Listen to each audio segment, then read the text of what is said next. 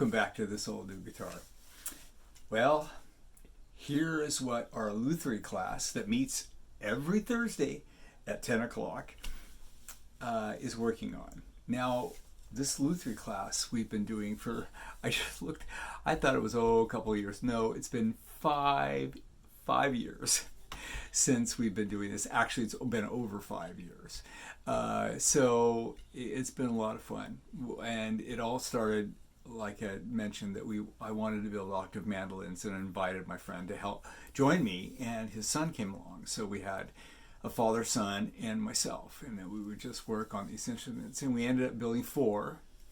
And I've showed you a little bit. I'll bring those out in a later video. But the class, the latest thing with our class is a repair of this old Harmony guitar, and I've showed that.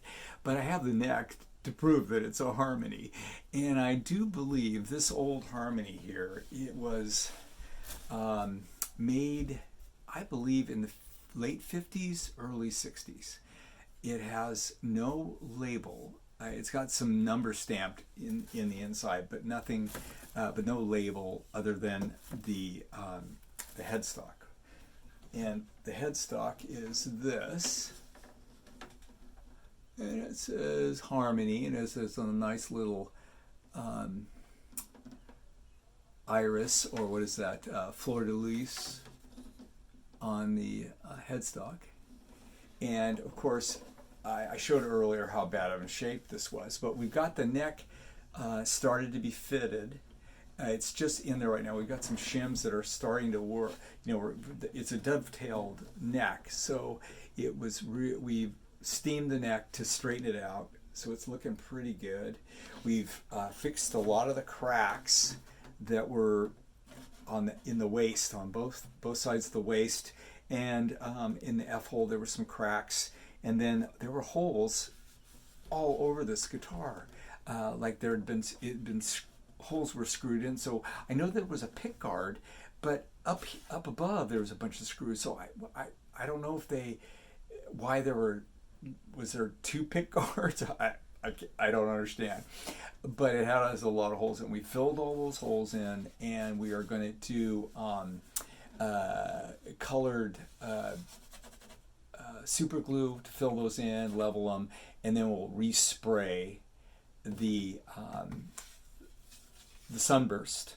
And we've got work to do on the back of the neck. We have to straighten some issues out there, but we'll respray that. But a lot of the finish, we'll just try to overspray and keep all the crazing, because man, there's a lot of crazing on this guitar where the lacquer has dried.